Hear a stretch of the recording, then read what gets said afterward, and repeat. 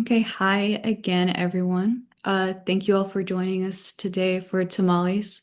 We're the Texas Assistive Technology Makers Alliance. My name is Anna Gonzalez, and I'm with the Texas Technology Access Program at UT Austin.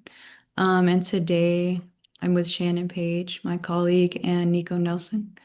For anyone new to the group, Tamales is a collaborative community space focused on assistive technology, fabrication, maker culture, and sharing ideas and resources across Texas and beyond. Yeah, and I just want to add that it's not 421, it's actually 519, 2026, or yeah, um, just a little typo there. But yeah, this is the right presentation. We got the grad hat. A lot of students are graduating around this time, and summer's about to kick off.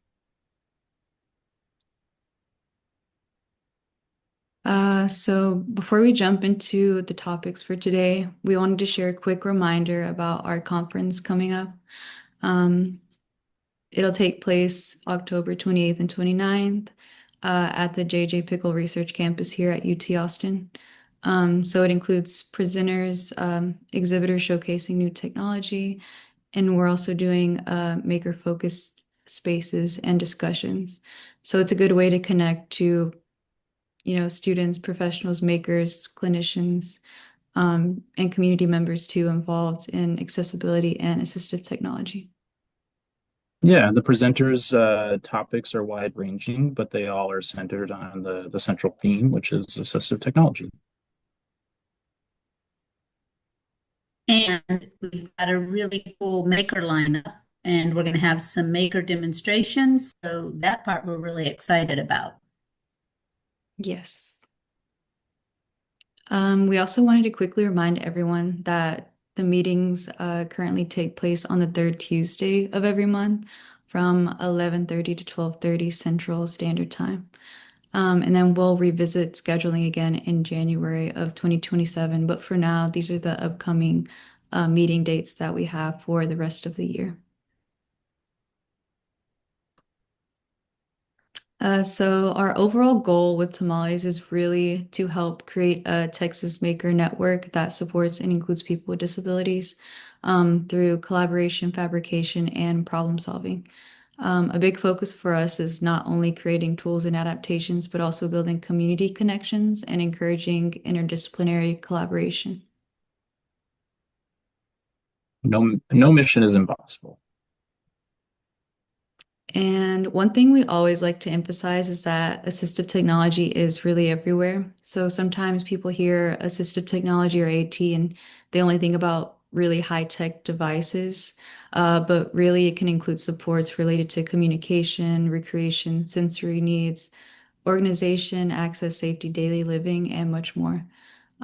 So a lot of maker projects can fit into the categories. Um, when it comes to like adaptive gaming, environmental modifications, or custom accessibility solutions. So today we'll start with introductions and new connections. Uh, then share a few recent TTAP events and projects. And then we'll also discuss fabrication beyond just 3D printing and beyond school-based settings, followed by some open discussion and tech and toe. So we've had some new people join recently, so we thought it would be nice to start with some quick introductions. So feel free to answer verbally or in the chat, whatever is most comfortable for you. Um, so what part of Texas are you from, if you're from Texas? How did you hear about us? What is your favorite maker tool currently, and what is a maker goal that you have?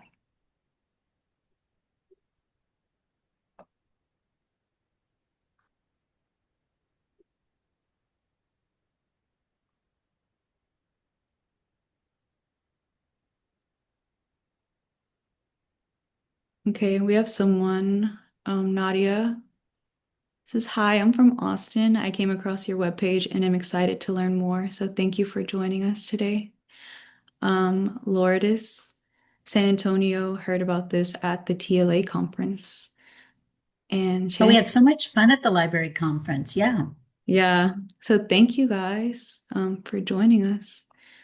Is there anyone else that would like to, hop on? I don't think I've seen Daniel Serta here before. Billy Hoya.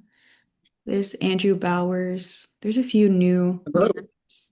Hi. Hi. Yeah. My name's Andrew. I'm a speech pathologist in the North Dallas area, and I was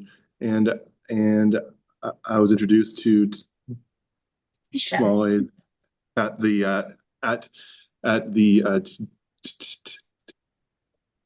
Texas Speech and Hearing Association convention. So, um, and I thought it was really awesome. And you were already Um, doing,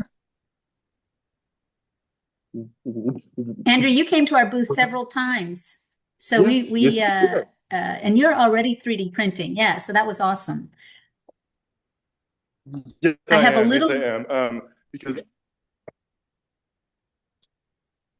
was that? I'm sorry. I have a little delay. I'm using a portable puck because our internet got blown out last night. I'm in Willis, Texas, so I apologize. There seems to be a lag. But it's great to have you, Andrew. Yes. But I'm a speech pathologist, and my wife is an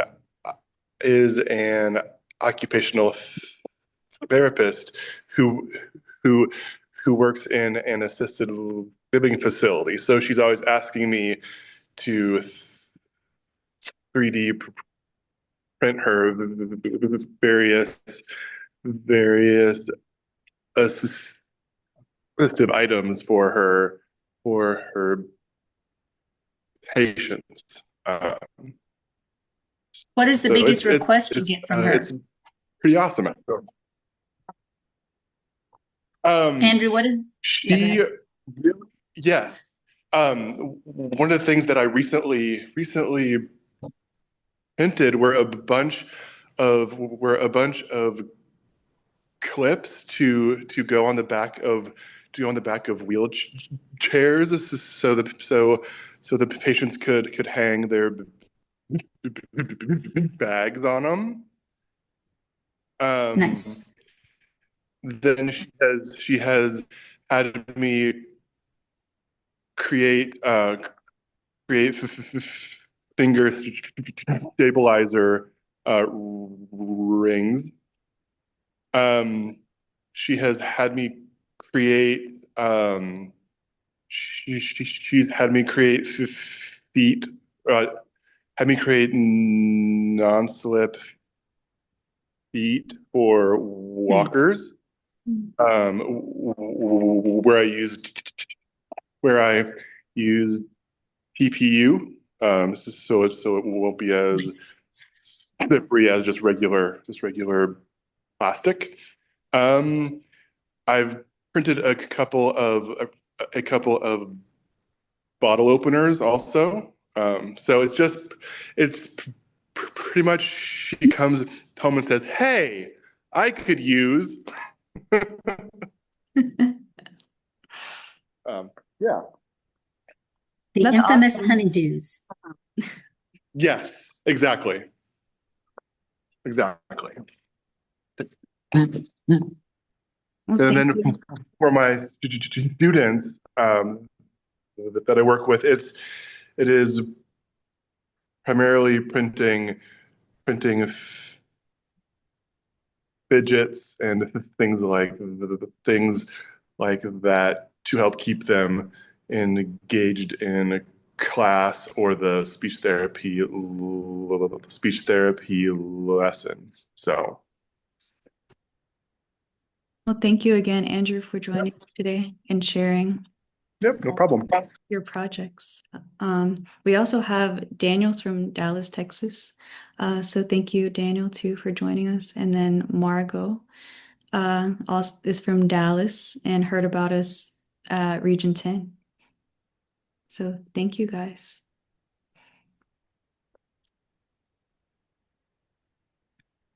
All right, next slide. So our AT Awareness Day, we wanted to briefly recap this day, which took place at the Disability Cultural Center at UT Austin's main campus. And we had a really nice turnout with a mix of students, professionals, and community members stopping by throughout the event. It was really like a come and go casual event. We had our entire TTAP team attended, including Shannon and Nico. So they might want to add anything they remember from the event. But it was a great opportunity to talk with people about AT, adaptive gaming, fabrication, accessibility, and just different resources available through TTAP.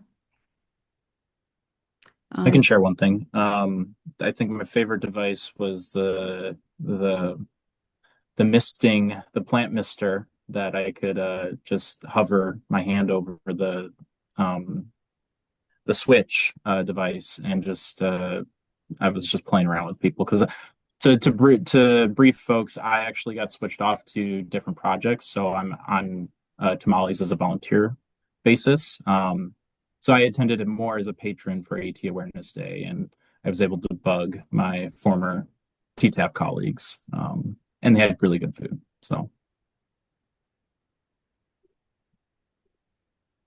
Shannon, do you have anything to share? No, it was a great opportunity to bring, we at the Texas Technology Access Program are housed up on the north side of Austin. So you've got the main campus, which is downtown. And then if you go up north of Austin in the Domain area, that's where we're located. So this event was actually held downtown. So it gave us an opportunity to go to the Disability Center on campus and really network with students and people we don't normally get a chance to see. So it was a great opportunity. We also brought in some of the gaming experts that Angela, our supervisor, met on campus. So the nice thing was we were able to bring in some of these other electronic groups into this so that they could see some of the gaming equipment that we have and hopefully spark ideas for new ideas from many of these students and these professors. So that was really cool. yeah, I think like I mean just even going like 10, 15 minutes driving, and you have a completely different population of folks that are interested. Um, it just kind of highlights like transportation is quite a crucial piece so far as being able to reach your audiences. Um, Next one. Another event we wanted to highlight was the CNS Maker Fair through the Hello Maker Studio, um, which is a maker space at UT Austin, the main campus. Um, and so the slide includes a group photo from the Maker Fair with Patrick Benfield on the right side, who leads the DIY assistive technology course, and he actually founded the Hello Maker Studio. And some of the students presenting are to his left about their assistive technology project. So they were like displaying that. Um, so we also included the link to the website, which the program focuses on like a hands-on maker education, collaboration, and then creative problem solving. So one thing we really appreciated about the Maker Fair was that students were presenting assistive technology or AT prototypes based on real world needs that were identified through a partnership with the local school district. So these weren't hypothetical assignments. The students were actively trying to solve real accessibility challenges and create meaningful solutions for actual users. So our entire TTAP team attended that as well and had the opportunity to provide feedback to the students after they presented their projects. And then Patrick later reached out and shared that students were excited to receive feedback from AT professionals and community members from that. So another really interesting aspect too of the course is that the future student groups we'll continue building upon the projects and foundations that have already been started, so the work can continue like evolving over time. Yes.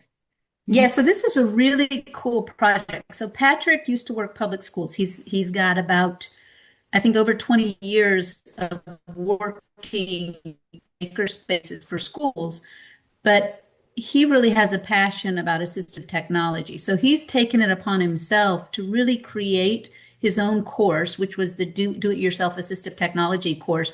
And this is the School of Natural Sciences in Austin. So University of Texas is such a big university that we've got several different groups, but they're not really connected. And we're trying to become a hub to bring some of those groups together. But Patrick has really taken a passion, and so through Patrick, we've been able to connect him to Austin Independent School District, which is the big school district downtown Austin also. And they have a self-contained classroom. And so they took 4 students at this self-contained classroom, and they kind of did a write-up of what these students need. And then different teams picked a student, and they each created different ideas. So the idea behind this is, if, say, Will Pierce had one idea and his team did something, and then Shannon Page had another idea and her team did something, then we come back after a semester and we bring those 2 ideas together and send them on to the next semester's course. So these projects they'll pick up new projects, but they'll continue to grow with the projects until they've got really good workable assistive technology. And there were some really neat ideas in regards to like a music device that one of the groups created. And it's amazing how even with the same student, the groups will come up with totally different ideas, but then they'll bring those ideas together. So it's a work in progress, but I think that's what I'd love to see all Texas schools do. So we now have, I know Fort Worth has done a little work with 3D printers and their maker spaces. Dallas is starting to do some work. Houston Independent School District is starting to do some work for assistive technology, and Austin Independent School District is not really doing it, but they're partnering with this Hello Maker Studio, which is even better. And then most recently, so this is just a little extra information. Another occupational therapy from Massachusetts reached out, and we connected him to Patrick. So now they're working at collaborating on these 2 different universities to do the same kind of project. So it's really just starting to chip away and make AT just what students do and what adults do. So we're getting adult makers and student makers. So thank you. We did. Yeah. Any comments or questions? Yeah. Nadia had a Nadia, no, they're not engineering students. They're diverse students. Some of them are not even declared. So it's an elective, and it just seems to be individuals who are interested in that maker piece. So some are engineering students, but one of them was even a nursing student. So it's very diverse. So is it a course that they can take, or Yeah, as it part is. of their undergraduate studies? Okay, all right. Mm-hmm. That's very It's cool. an undergraduate elective. And the students range from engineering, some of the science, some were just science majors, but not engineering, pre-med, and some didn't know some were undesignated. They didn't know what they wanted to be when they grow up. So, but they all were working together, and it was really fantastic seeing their ideas. Yeah, That's some were awesome. even like Do they have a psychology. background? Sorry, go No, ahead. go ahead. I was just saying, like, some were even psychology, like, different majors that were just collaborating together, like working together, and, getting those different perspectives, I think, is really important. Anna, if you click the link, you can show them through that Hello Maker Studio link some of the projects that they did, because he's got examples on the website. Oh, okay. That's very cool. I was just wondering, do they have a background in like 3D printing, or is that something they learn from scratch? That's part of the class, is they get to join this maker studio. So they have an actual face-to-face class, and they have access to the Maker Studio, and they have to meet outside on their project. So the Maker Studio has Bamboo Lab 3D printers. It's got the Glowforge. It's got the CNS. So they've got really a full lab of equipment, engineering, soldering, etc. That's very cool. Thank you. You're welcome. Yeah, and I just want to add that like continuity within these projects is what really emphasizes the sustainability of all these initiatives and is really key to the success of fabrication. All right, next slide. And if Anna can't share that, I put the link in the chat. And if you look on there, you specifically have some of the projects that they've worked on listed on that website. If you want to, Nico, are you able to do that? To share that? I would have to, I mean, I would have to exit out. I can, Oh, let me okay. see. no, I already put it in the chat, so we can move forward. Okay.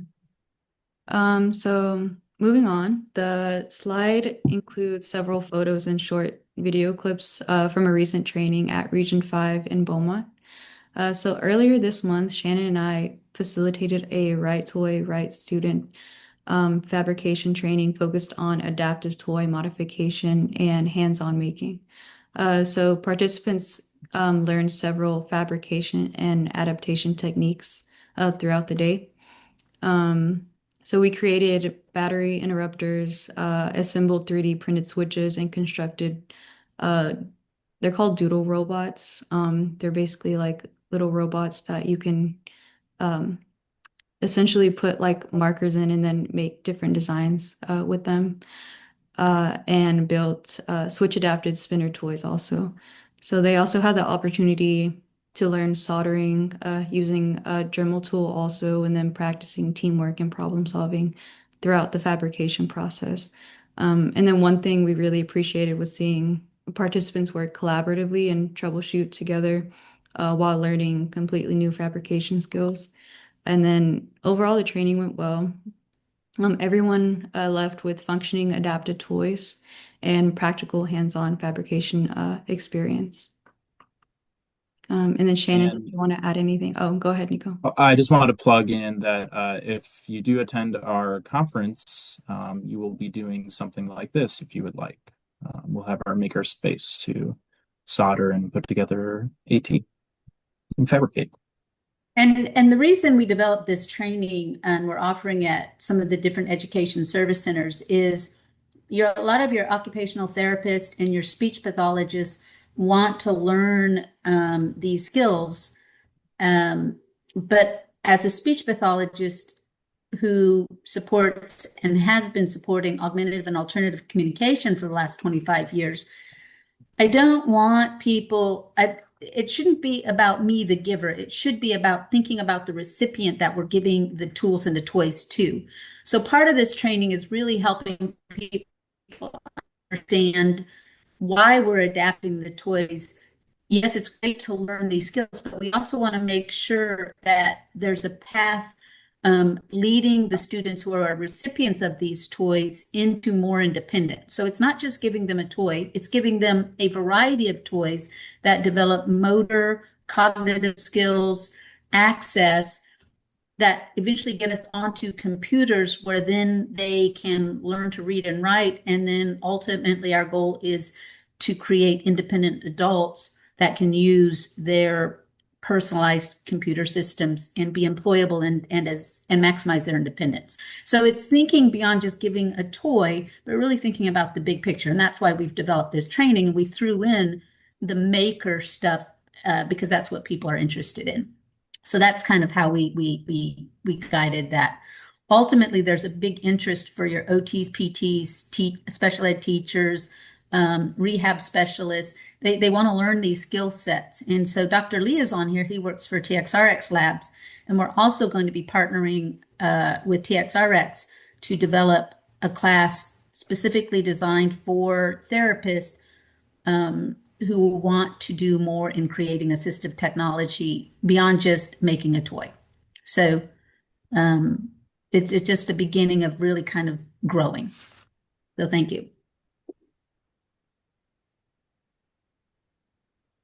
Oh, and then here's a video.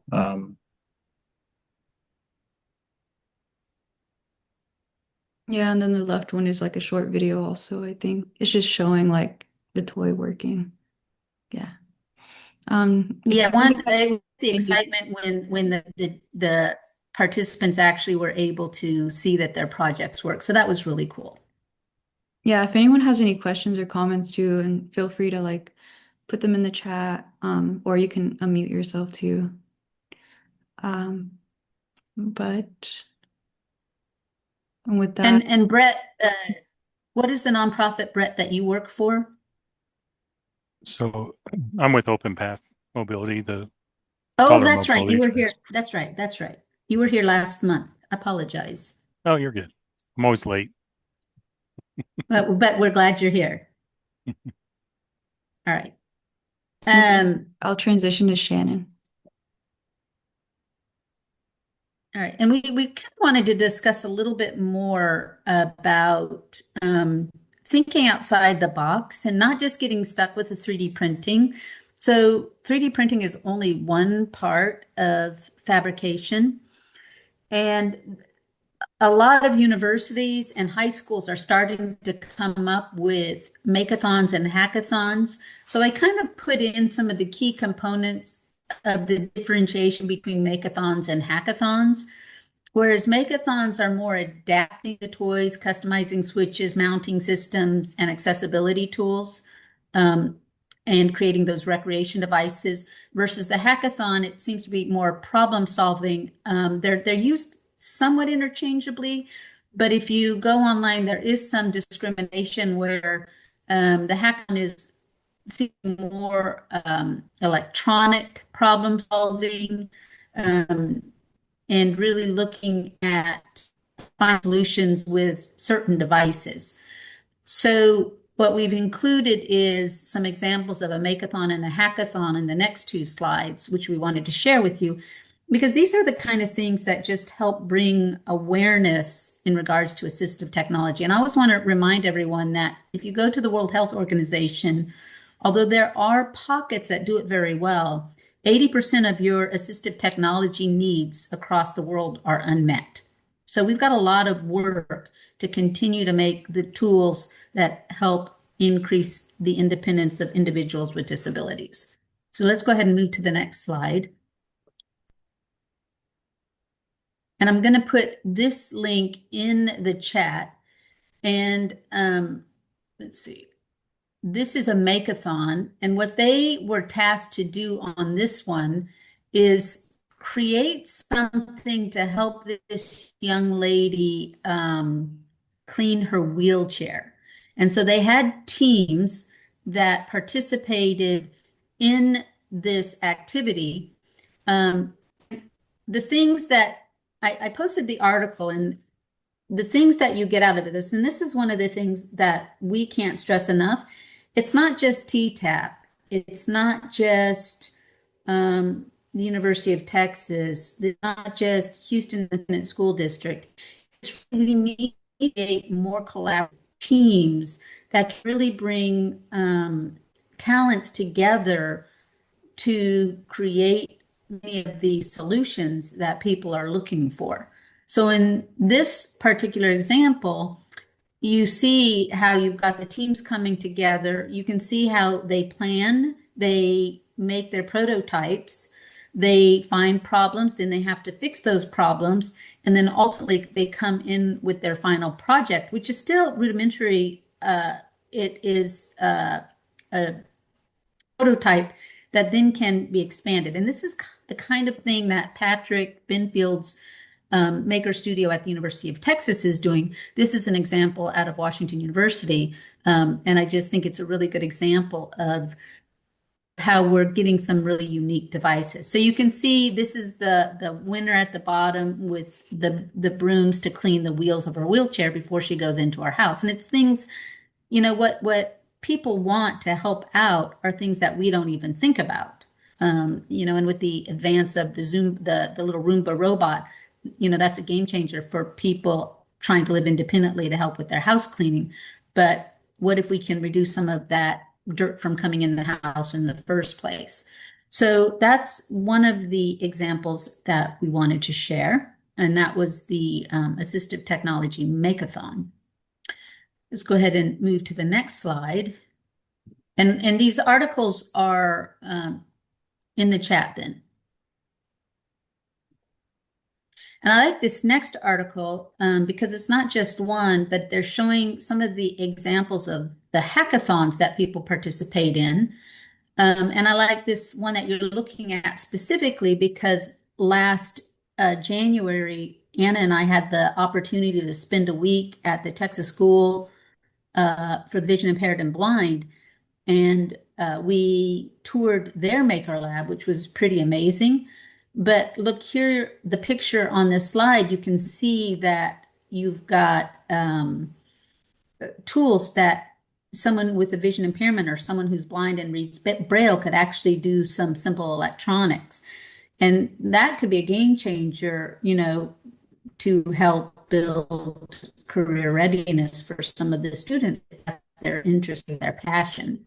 So if you go onto that Hackaday article, you can see some different ideas. There's a macro pad, the breakout board for the blind, and this particular set of articles is really targeting hackathons for individuals with accessibility concerns. And so there's 55 different articles on there, and it's taking beyond just thinking about 3D printing, but I want people to be able to review some of these articles and think outside the box for how we still may use a little bit, like even in that previous Makeathon with the wheelchair, you saw that they made a prototype in that article using a 3D printer, but then ultimately you saw the final product wasn't a 3D printed project. So it's using 3D printing, but not totally relying on it because there's so much more into fabrication. I want to make sure that we're keeping that big open outlook.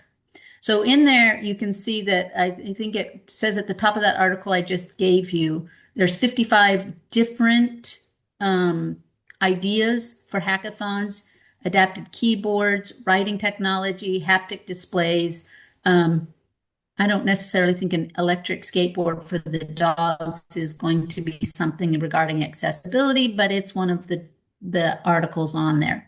So just take that and review some of that because depending on what setting you're working with, whether it be collegiate, whether it be just adults that are interested in ideas for their own creativity, like I belong to a maker barn here in Montgomery County, or whether it's some of these high school and student groups, there's a lot of ideas here that they can sift through so that they're not having to reinvent the wheel. So thank you for that. Let's go ahead and any comments or questions about that? Any thoughts? Because we're in this together, not just us telling you. I just wanted to say earlier there was just pick up on that is like we created the Zoom space, the place for all of us to meet, but everyone else is part of Tamales. You are Tamales.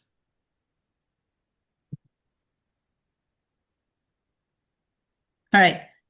And the next one in the article didn't save, so I'm going to have to go back and put the articles are going on the Padlet, so everyone should have access to the Padlet, and I'll put the Padlet in the link for those that are new. But one of the things that anytime you're planning, go ahead back to the previous slide, Nico. The next slide, sorry. The new resources. One of the past one, we skipped one.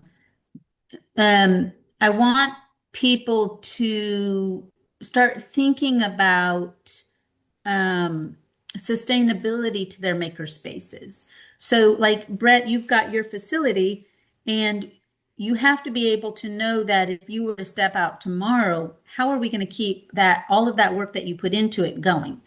And so many times we get these ideas and we get so excited. And I saw this a lot when I worked with the different school districts where someone would have this idea but they never wrote it down. They never had the real plan for it. And then they would get transferred to a new position and all of their work would just dissolve. And so if you're planning to do any of the fabrication or the maker studios, make sure that you keep the end in mind and have a sustainability plan. Where are you going to be in 3 years? Where are you going to be in 5 years? What do you want to accomplish in 10 years? Is this something you want to keep going? So we want to make sure that you're planning for that sustainability. Yeah, and like I mentioned Thanks earlier for putting with that in, the Anna. project, All right. yeah, the project carryover, that's a great way to retain your sustainability. And then now go to the next slide. And this is just a fun, it's a fun little article, and it's on a really cool MIT zipper system. So you never know what is going to be created, but we always like you to see some of the new ideas that people are creating. So this is a zip, I'm going to put the link in. And it's basically a Y zipper. So it's three-sided fastener that snaps gears, robots, and art into shape at a push of a button. So I've got the example of that. So it's just, we always want to bring something new. And then there's a little video on that link that kind of shows what they're doing with this zipper.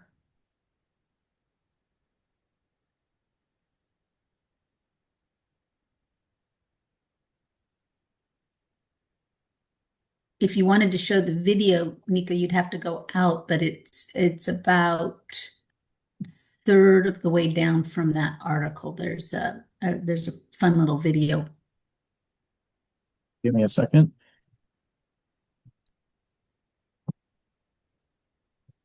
You never know what people are going to create. See if this works. My connection's a little unstable. It must be in the air in Texas.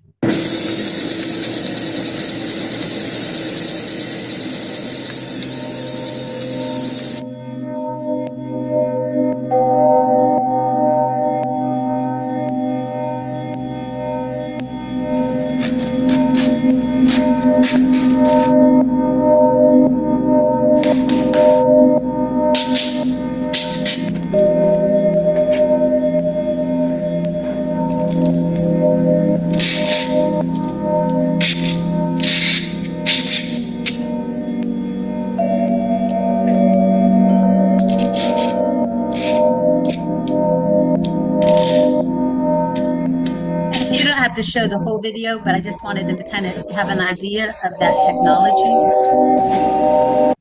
I mean, I kind of want to watch the whole video, but yeah, no, it's really cool. Let me post the YouTube link. All right. The cool thing about it is when I see that and you see the grip, and I think about how hard zipper pulls are for individuals with disabilities, and I'm like, I wonder how that technology could be used, for products and things, or if it could. So it's those kind of things that once you get that idea, where can we go with it? And that's you take what somebody else has and you think about it and then you build on it. So that's just kind of a fun new idea to share. And with that, now it is my turn. We'll turn it over to Nico. Yeah, time for me to land the plane. So this is kind of what I found out, just kind of browsing the internet for new articles. I've shown this before on Tamales, but there's some new articles that came out from this program. It's Tech This Out. It's from CBS News Austin. Owner Owen Kent. He is self-advocate. He also I think he went to MIT to get computer science degree. And he's a co-founder of AT which is blending robotics, AI, and computer vision. If Anna or Shannon could post the link in the chat, that'd be great. Just one little article, but this whole section, Tech This Out, they have so many more articles on different types of technologies in Texas and throughout the country that kind of meet that fabrication technology space interest of ours. So please check it out. It's very, very cool. And yeah, now we're at Tech and Tell. So we're turning the mic over to y'all. This is for anyone that wants to come off mic and talk about what they've been doing. How is the end of the semester going? How's the end of the academic year? Any fun summer plans? Hopefully technology related. Yeah, you can tell us what you're creating or what you're working on. Hey, Nico, I have two things I want to bring up.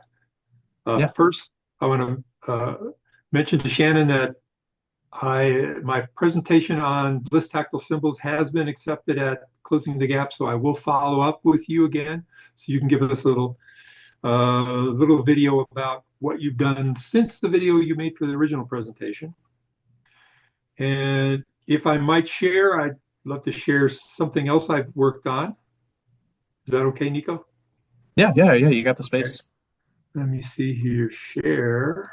Do you want me to, yeah, let me give you sharing privileges. Actually, looks like I could just steal it. So, all right, there you go. All right, so for years I've been working on custom key guards using OpenSCAD, which is a free open source software that you install on your computer. And for years, clinicians have been saying, my IT group won't let me install software on my computer. So sorry. And then recently I saw something was possible and then spent the last 2 weeks joined at the hip with Claude AI. And with its help doing all the programming and me just giving it direction, it created this web app that runs a web version of OpenSCAD. And so you can do key guard design as we would do it on the computer, but now all you need is go to a web page and have access to some of the files. Well, you separately download the files that run the designer, but that's not an install. It's just resources that you reference from within this page. So just wanted to make people aware that there's some really cool stuff out there, and it's even cooler if you can leverage an AI to do all the programming for you. So can they access this from Volkswitch website, or So is right- it not out yet? Yeah, so right now it is, well, right now it's in its beta form. I have several OTs and SLPs who volunteered to test it. So I want to make sure it's working properly and getting by their district or corporate firewalls to prevent them from using something like this. But we've just pointed to a URL that I would provide it. I'll share again. I stopped sharing, but at the top here it's just a link to, and this is recommended by Claude. It said, just use your GitHub. I'm not a huge fan of GitHub, but Claude is great at it. It says just point to your work on GitHub, and GitHub will serve up all that people need to run within a browser.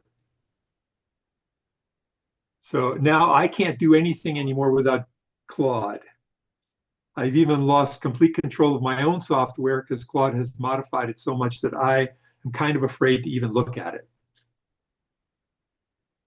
But yeah, you just point to this web page here, and you have to have the KeyGuard Designer program, which is just a file that you can point this to. Still in beta. Ken, how long have you been like developing this like web-based version? 2 weeks. Oh, like wow. I said, I went to Claude 2 weeks ago and said, hey, I think, is it possible to do something like this? And said, oh yeah, easy. Well, it wasn't easy, but it worked. It works right now. So yeah, if you are a clinician and you're interested in trying this, just send me email, and I'll get you on the list of people who are reviewing this beta. Thank you, Ken. Sure. Could you possibly add your email too in the chat if I someone? could if I thought about it, but no. Thank you. All And right, then, one more thing, back to the yeah, bliss go ahead. symbols. So, and they keep starting and stopping our internet, so I keep getting kicked out. So I apologize if I disappear. They're doing work weekend, so I got a Wi-Fi, but then kicks my Wi-Fi off, and I sent this to Tom Babin a couple months ago, and he just sent me an email back saying how much he liked them, Ken. So I was going to.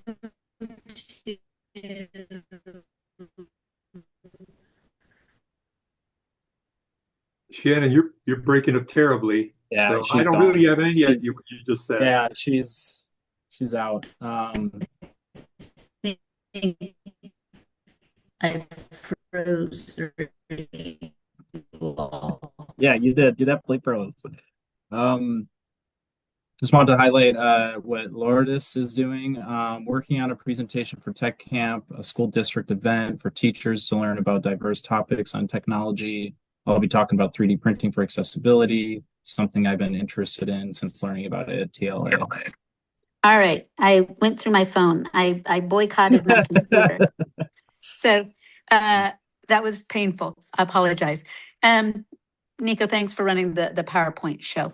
So Ken, what I was saying is Tom Babinski, I sent him a whole set of the Bliss tactile symbols, and he just emailed me a response saying that he loved them.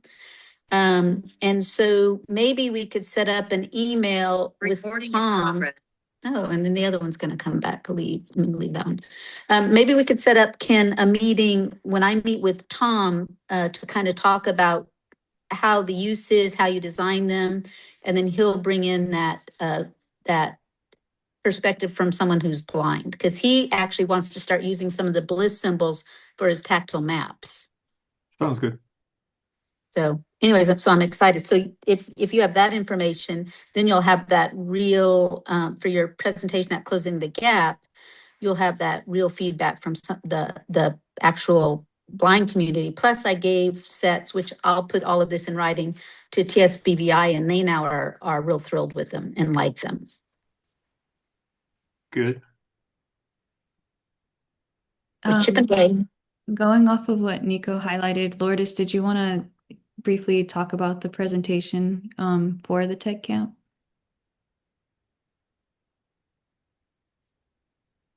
Because I know you said a school district event for teachers to learn about diverse topics on technology, talking about 3D printing for accessibility, something they've been interested in since learning about it at TLA, which would be, oh, okay, she's working at the moment. So, but thank you for being here. Thank you for being in the chat. And also thank you for having, that interest in sharing that with others too, because that's the reason why Tamales is here. Is there, Anyone else got something to share? yeah, anyone else in the chat? Yeah, I'd like to. This is Brian Hyman. I'm at all the meetings. So my mission is to sell everybody a 3D printer. So I'm happy to say I now sell just about all the brands. So I put my email address in the chat there. If you need a quote, we accept POs, we accept credit cards, but I sell Bamboo, I sell all the brands. And so I'm just a great resource. My specialty is 3D printing.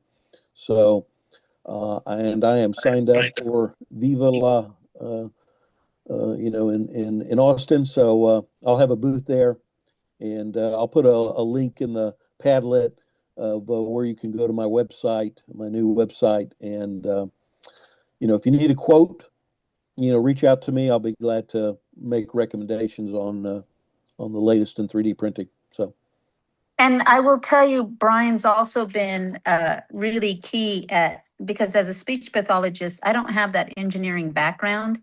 And so Brian has been instrumental at not only getting the 3D printing going at TSBVI, but also at the education service centers. And the original 3D printers that I purchased when I worked at the Education Service Center at Region 4 back in 2018 is still being checked out as a tool that districts can borrow for 3 weeks at a time to do some of their printing so that they don't have to invest in their own, or while they're showing their districts how much they could benefit from purchasing their own. So he's really a wealth of knowledge when it comes to 3D printing, and I couldn't be where I am without him. So thank you, Brian. Thank you. Now I'm working on hospitals. I'm working on TIR rehabilitation. Yep. And so we're putting 3D printers in there so that they can develop their own tools directly at the hospitals where they're working with the patients. So that's a nice project I'm working on now. Yes, Lord, it's the Region 4 is actually, they will provide a training. They service 50 districts in the Houston area. So they're the only education service center I know that's doing that. But they lend it out for 3 weeks at a time, and they just require the it's all your rehab specialists, it's your related service specialists, and they can borrow the 3D printer for 3 weeks, but they have to go through a training on how to use it before they take it. And then they bring it back, and they're using the same printer that I purchased, and it's still going strong. So it's really nice to give them that hands-on experience before they actually purchase their own.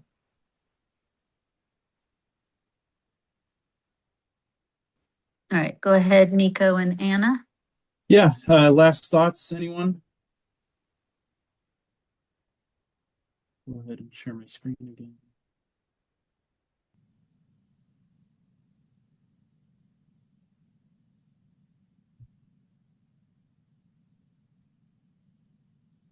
So wrapping up, thanks everyone for being here today. The next meeting this is May 19th, so we didn't change that. Yeah. And so we'll be reconvening in June again. So please keep an eye out for our emails. And these are the links to our Padlet. If Shannon or Anna could post the links, that'd be great. Shannon's on her phone, so we'll let Anna do it. Yeah. Oh, that's right. The shared box link, that's a place where we post articles. We do have access as being part of UT to articles that are behind a paywall. And so what we do is get access to those articles and share them with you. We do ask that you don't share those articles outside of the box link, but they're there for you to use as a part of this group. And last but not least, Shannon's car that hopefully will my dream car. We'll see the light of day at some point. But yeah, if everyone's moving forward together, then success takes care of itself. Thank you all. And we'll be on for a couple of minutes if folks want to talk about anything. So, and this is our telephone, email, grant information. Hey, yeah, Shannon and Dr. Lee. So yes, at the last meeting, I had mentioned I would love for somebody like Dr. Lee to and his kids to pick up that that walker proximity sensor system and carry it to the next level. So we were going to talk about that once fishing had finished. Yeah, one, we want to send it to Patrick Benfield to see if any of his students are interested. And then Dr. Lee's predecessor just reached out to me, so I'd like to send the information to him because he'll be doing some summer work at the Houston at Booker T. Washington. So we'll send it to both of those, and I'll give you a contact information. Okay. I'll provide your contact information. All right. All it takes from my side is to just provide you guys a URL to a page that describes it entirely. Yay. Okay. Thank you. Yeah, yeah, thank you.